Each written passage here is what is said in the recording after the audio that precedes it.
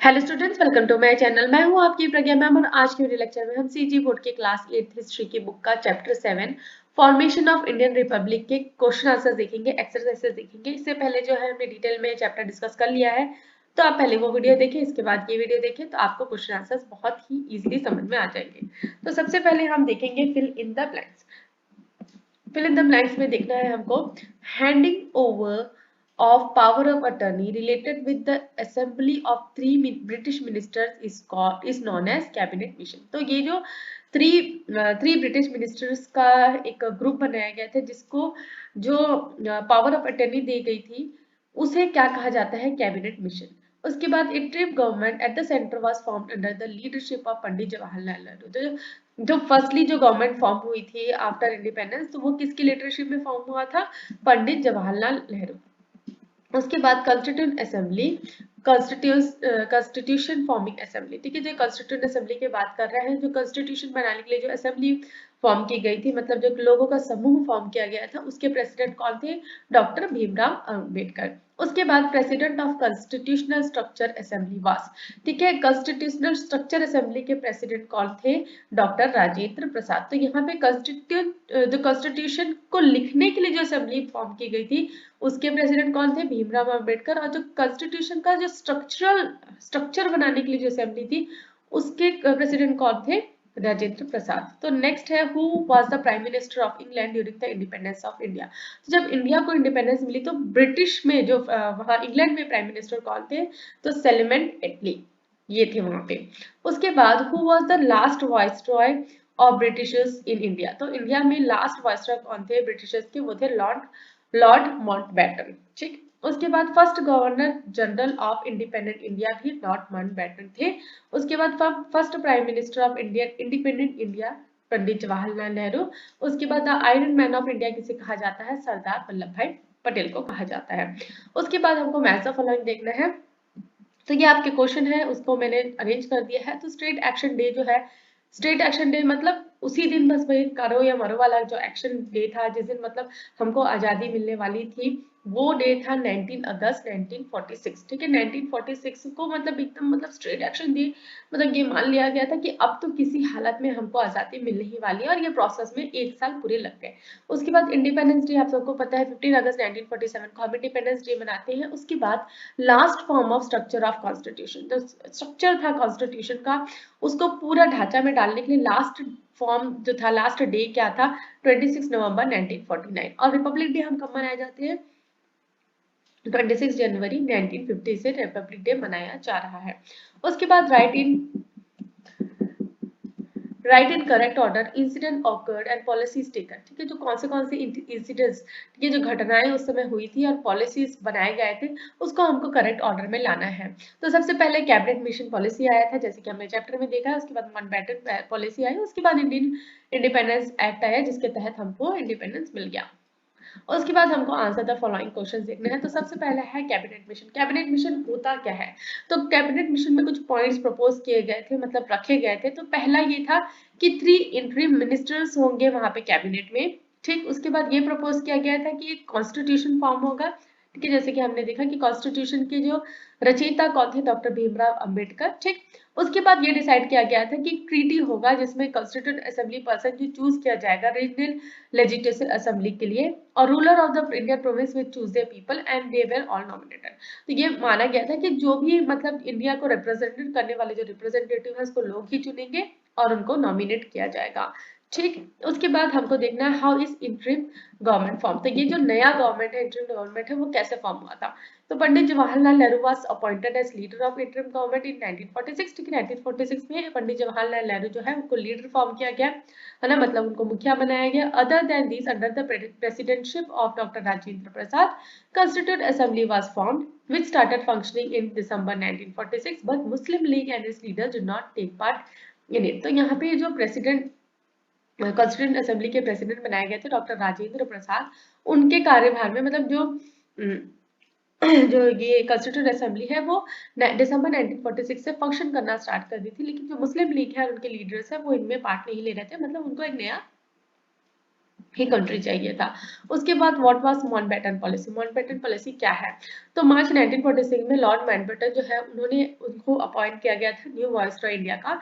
तो he talked to both the leaders of different groups and sect. तो ये जो दो दो ग्रुप थे हिंदू और मुस्लिम के, वो दोनों ग्रुप से बातचीत करते हैं और उसके बाद ये प्रपोज करते हैं कि इंडिया को दो नेशन में बांटा बांटा जाएगा, इंडिया और पाकिस्तान में। तो India and Pakistan had propose this policy of two independent nation. ठीक। उसके बाद इंडियन इंडिपेंडेंस एक्ट क्या है? On the basis on Mountbatten policy जो हमने पहले देखी, Indian independence act was passed by parliament of England. ठीक है, कहां से पास हुआ है? Parliament of England on 18 July 1947। In this law, it was said that on 15 August 1947, India and Pakistan would be two independent nation. After that, England would have no right on that. तो यहाँ पे ये decide किया गया 18 July 1947 में ये act जो है इंग्लैंड में पास हुआ और ये उसमें कहा गया कि 15 अगस्त 1947 को इंडिया और पाकिस्तान दो नेशन बन जाएंगे। ठीक है, और अब इंग्लैंड का जो है यहाँ पे कोई भी अधिकार नहीं रहेगा, मतलब इंडिया अब फ्री हो जाएगा। उसके बाद why did assimilation of Indian province take place?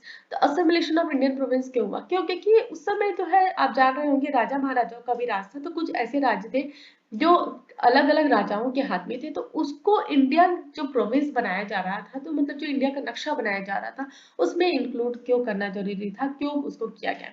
तो 1947 regions which were British ruled, and other than these, nearly 550 provinces were independent and British had no control over them.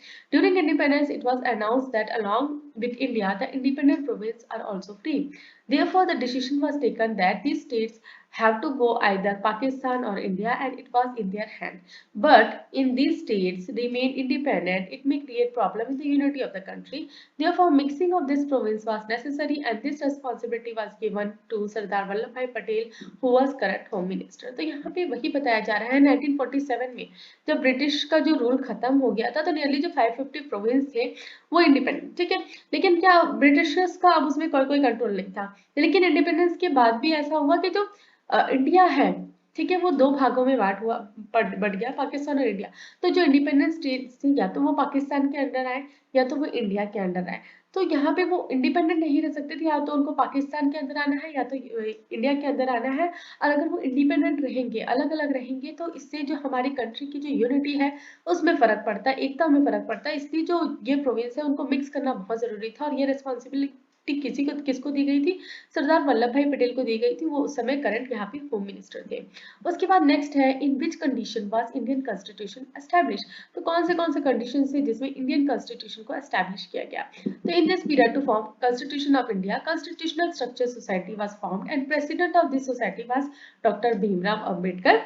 He gave its last form or shape on 26 November 1949, but it was fully established on 26 January 1950. In this way, India became totally independent nation and the day was celebrated as Republic Day. तो यहाँ पे एक period आया जब constitution structure society एक form हुई, जहाँ पे उसके प्रेसिडेंट कौन थे? डॉक्टर भीमराव अंबेडकर। उन्होंने जो ये कॉन्स्टिट्यूशन लिखा, ठीक है, जो लिखित कॉन्स्टिट्यूशन है और सबसे लंबा चौड़ा कॉन्स्टिट्यूशन है पूरे वर्ल्ड का, तो ये जो लिखित कॉन्स्टिट्यूशन है इसको फाइनल शेप 26 नवंबर 1949 को दिया गया और फुल्ली एस्टैब्लिश किया गया 26 जनवरी 1950। तो 26 जनवरी 1950 को हमारा जो नेशन है वो टोटली इंडिपेंडेंट हो गया, इसलिए हम उस डे को रिपब्लिक डे के तौर पे मनाते हैं। ठीक है, रिपब्लिक मतलब स्वतंत्र। ठीक, उसके बाद है right short notes on. Short notes लिखना है स्ट्रेट एक्शन ऑफ लीग। ठीक है, स्ट्रेट एक्शन क्या है ये हमने फिल इन द ब्लैंक्स में भी देखा था। तो Muslim League wanted a separate Pakistan at any cost. Therefore, it was announced that 19 August 1946 would be a straight action day. Okay, due to which communal riot took place in Bengal, Bihar, Bombay, etc. In this riot, drastic bloodshed took place between Hindu and Muslim. To stop this riot, Britishers did not do much. In this manner, lakhs of people died and crores become homeless. तो यहाँ पे state action league है 19 अगस्त 1946 को ये मान लिया गया था कि भाई दो नेशन होंगे। मुस्लिम लीग जो है वो पाकिस्तान के लिए बिल्कुल जिद में अड़ गया था। तो 19 अगस्त 1946 को एक स्ट्रेट एक्शन डे माना गया था कि जिस समय मतलब उस समय से उनको चाहिए ही था कि पाकिस्तान अलग से बनना चाहिए। तो ये डिसाइड होने में इंडिया और पाकिस्तान बनना है, हिंदू कहाँ जाएंगे, मुस्लिम कहाँ जाएंगे, क्योंकि ऐसा नहीं है पाकिस्तान में हिंदू नहीं थे और ऐसा नहीं है इंडिया में मुस्लिम्स नहीं थे। तो वो दोनों को अलग करने के लिए, ठीक है, अभी भी आप देखेंगे इंडिया में मुस्लिम्स भी है, आराम से रह रहे हैं।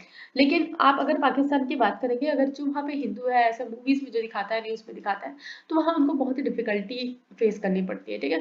तो यहाँ पे देखिए, अब यहाँ पे जब उस समय जो है अपनी टीवी वगैरह में भी देखा होगा, कई मूवीज भी आई हैं इसमें।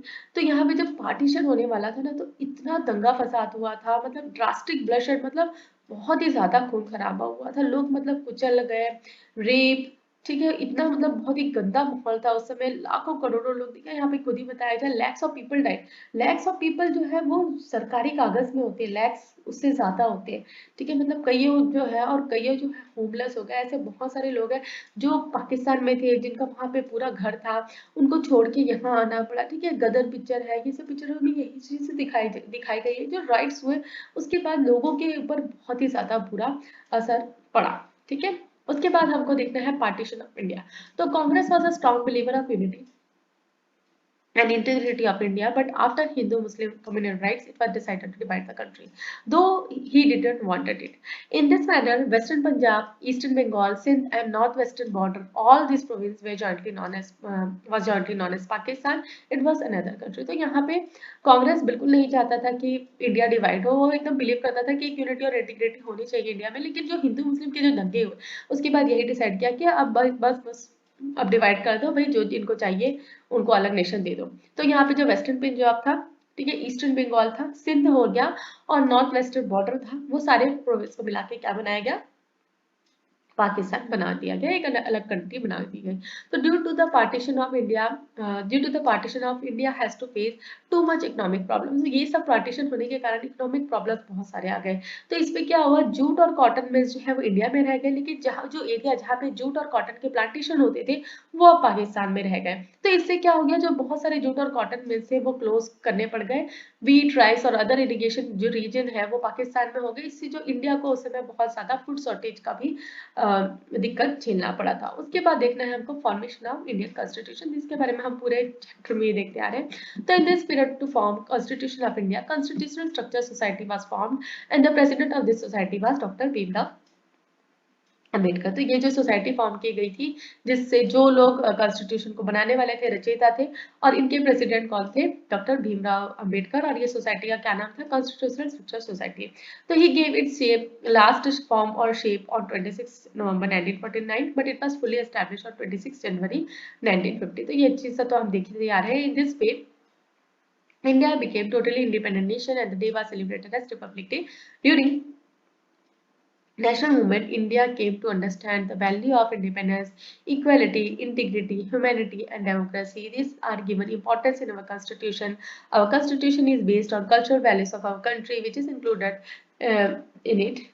Accordingly, government is run. तो यहाँ पे जो भी मतलब हमने किस चीजों पे फोकस किया है जब कॉन्स्टिट्यूशन को बनाया गया था, तो independence, equality, integrity, humanity and democracy. Civics में आप पढ़ते हैं, ठीक है, इसके बारे में आपने सिविक्स में भी पढ़ा होगा।